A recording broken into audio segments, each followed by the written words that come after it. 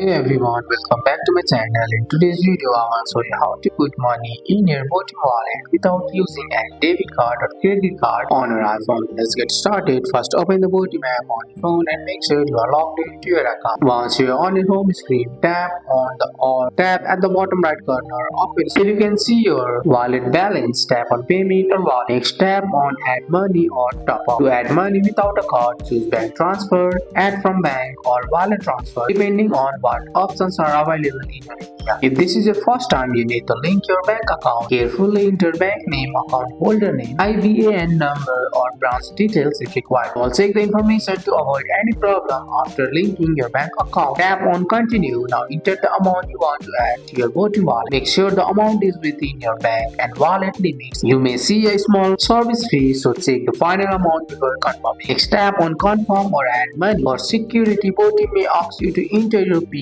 or use Face ID. Once confirmed, you will see a success message on the screen. You can check the status anytime in transaction history section, and that's it. This is how you add money to your Botim wallet without a card on iPhone. That's all for today's video, guys. I hope you guys like this video. If you found this video helpful, drop a like, subscribe for more videos. Thanks for watching. See you in the next one.